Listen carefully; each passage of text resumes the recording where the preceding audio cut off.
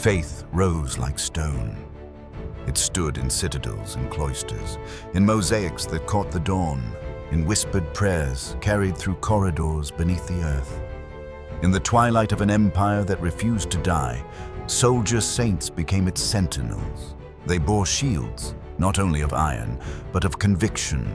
They guarded walls, not only of marble, but of memory.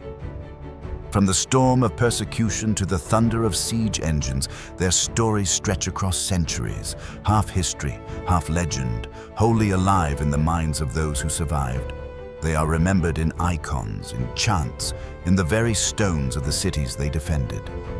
The Roman Empire did not crumble everywhere at once. In the East, it adapted, transformed, and endured. Its new name was Byzantium, its capital Constantinople, its lifeline the Bosporus Strait, a narrow waterway where Europe and Asia nearly touch. Here, emperors ruled cities bright with domes, markets, and shrines, but ringed always by the shadow of war. Goths came roaring down from the north. Persian kings advanced with glittering cataphracts. Avars and Slavs probed the walls. Bulgars pressed the frontiers. Each foe bore a different banner, but the test was constant. The empire was not just a battlefield of armies, but of conscience. The state commanded loyalty through ritual sacrifice. For many soldiers, the question was sharpened to a blade's edge. What happens when duty to Rome clashes with duty to God? From that tension rose a generation remembered as soldier saints. Their names traveled from prison cells to battlefield hymns, from courtrooms to whispered vigils. When food ran thin, when gates shuddered under the impact of rams, stories spread of these figures appearing upon the walls, unseen hands steadying shields, unseen voices stirring courage. Thessaloniki, second city of the empire in the Balkans, crossroads of trade, a prize for any invader. Its streets echoed with merchants' cries, its harbor swelled with ships, its walls bore scars of countless raids. It was here that Demetrius emerged. Accounts disagree. Was he a soldier in the garrison or a proconsul of civic rank? The sources blur, but one truth stands. In the era of the great persecution, he would not bow to the rites of the old gods. Centuries later, when Avar and Slav armies darkened the horizon, citizens believed Demetrius had not abandoned them. During the long sieges, they swore he was seen upon the battlements, standing calm, unshaken, as if the city itself had taken human form to resist. Whether written in ink or whispered in candlelight, the story remained.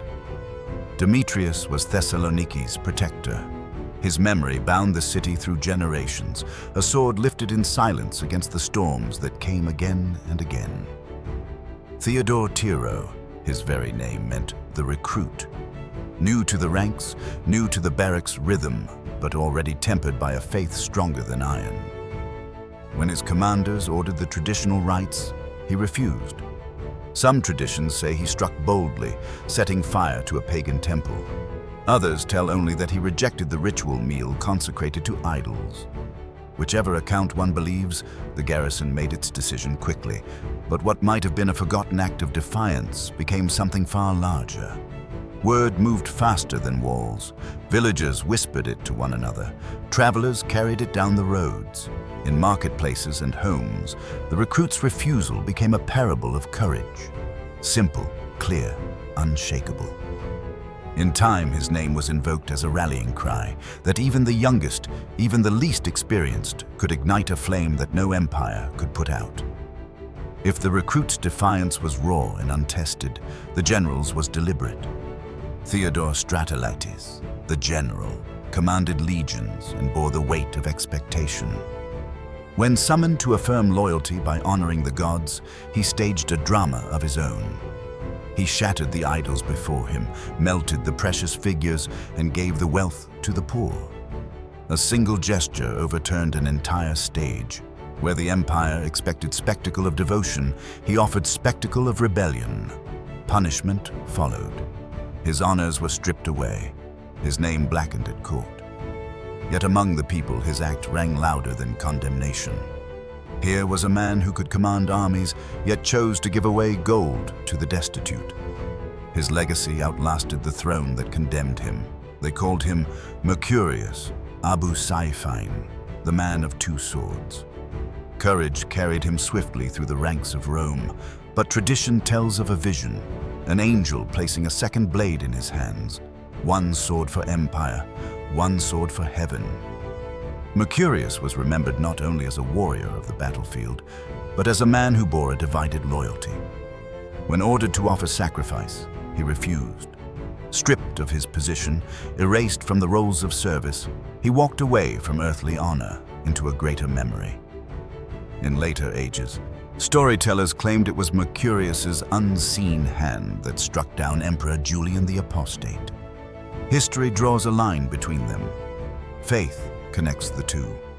His image endured, called upon by soldiers in peril, invoked in East and West alike.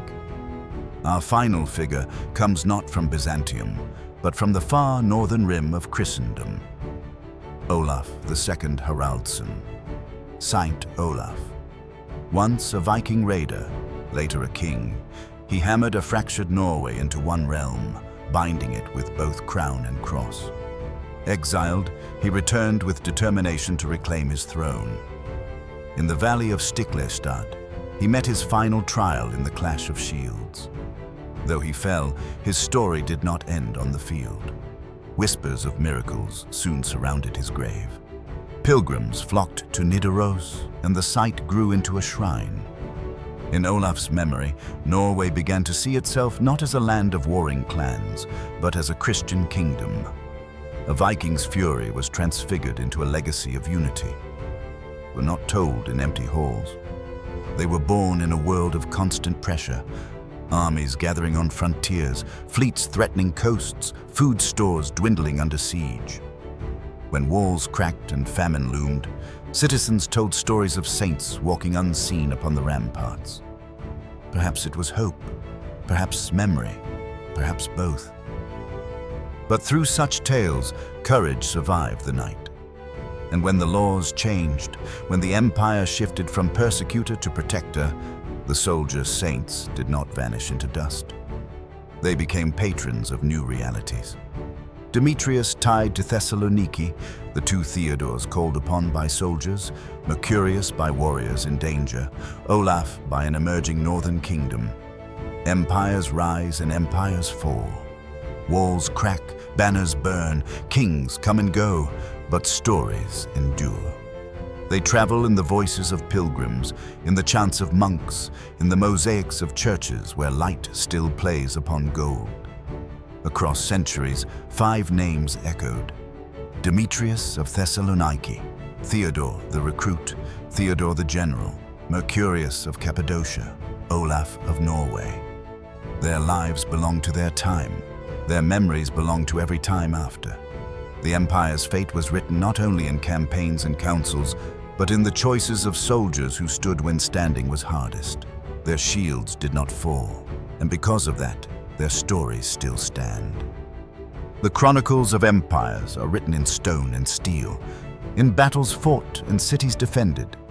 Yet what endures beyond the dust of time are the stories of those who held the line when surrender was easier.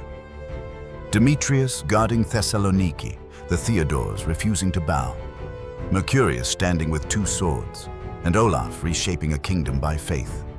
Each name is a torch carried across centuries, lighting walls, cathedrals, and even distant shores.